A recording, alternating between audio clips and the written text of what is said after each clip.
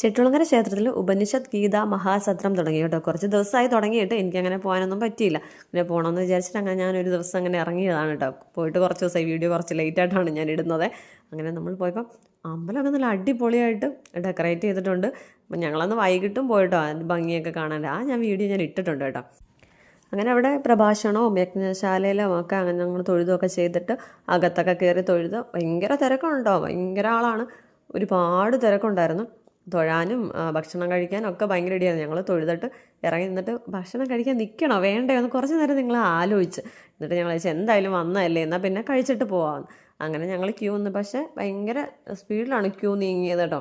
ഏകദേശം അരമണിക്കൂർ കൊണ്ട് തന്നെ നമുക്ക് ഭക്ഷണമൊക്കെ കിട്ടിയിട്ടുണ്ടായിരുന്നു. ക്യൂ കണ്ടോ, തിരക്ക് അങ്ങോട്ട് ഒത്തിരി ഉണ്ട് തിരക്ക് കേട്ടോ. നമ്മളങ്ങനെ ചെന്നപ്പോൾ പക്ഷേ ഭയങ്കര ഒരു പ്രയാസമൊന്നും വെയിലൊന്നും ഒന്നും നിന്നൊന്നുമില്ല. ഇപ്പം നമ്മൾ പെട്ടെന്ന് ക്യൂ ഒക്കെ നീങ്ങി നമ്മൾ ഫുഡ് മേടിക്കുന്നിടത്തെത്തി. ഒരു തോരനും അച്ചാറും ഒരു കൂട്ടുകറിയും ഒക്കെ ഉണ്ടായിരുന്നു. അടിപൊളി ഫുഡൊക്കെ ആയിരുന്നു. അങ്ങനെ വയറ് നിറച്ച് മൃഷ്ടാന്ന ഭോജനമൊക്കെ കഴിഞ്ഞിട്ട് സമാധാനപരമായിട്ട് ഞങ്ങൾ അവിടെയൊക്കെ കുറച്ച് നേരം നടന്നു കേട്ടോ. എന്തായാലും വന്നതല്ലേ, ഒരു മണി വരെയൊക്കെ ഞങ്ങൾ അവിടെ നിന്ന്. വെയിലൊക്കെ ഉണ്ടായിരുന്നു, നല്ല വെയിലൊക്കെ ഉണ്ടായിരുന്നു. പക്ഷേ ഇതിങ്ങനെ പന്തലുകളൊക്കെ ഇട്ടേക്കുന്നതുകൊണ്ട് തന്നെ അങ്ങനെ വെയിലിൻ്റെ ചൂടുകളൊന്നും നമുക്ക് തോന്നിയില്ല കേട്ടോ, ചൂടൊന്നും.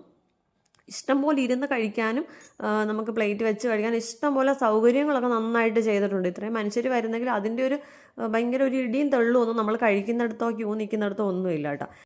പിന്നെ കഴിച്ച് കഴിഞ്ഞപ്പോൾ പിന്നെ നമ്മൾ കുറച്ച് നേരം അവിടെയൊക്കെ നിന്ന് കണ്ട് ഫോട്ടോ എടുത്ത് വീഡിയോ എടുത്ത് അങ്ങനെയൊക്കെ കുറച്ച് നേരം നിന്നിട്ട് അമ്പലക്കുളത്തിൻ്റെ അവിടെ ഇപ്പോൾ ആരെയും ആളിനെ ഒന്നും ഇറക്കുന്നില്ല. അവിടെ കയറൊക്കെ കെട്ടിയേക്കണ്ട. അതിൻ്റെ അപ്പുറത്തൊരു പൂ നിൽക്കുന്നുണ്ട്. നമ്മൾ വാഗപ്പൂവാണോ ഒന്നും സംശയത്തിൽ നമ്മൾ അങ്ങോട്ട് ഇപ്പോൾ ഇതൊക്കെ നോക്കിയതാണ്. പിന്നെ അവിടെ അടിപൊളി മുല്ല നിൽക്കുന്നുണ്ട്. അതിന് നല്ല മണമുണ്ട്, ഒരുപാട് പൂക്കളുണ്ട്.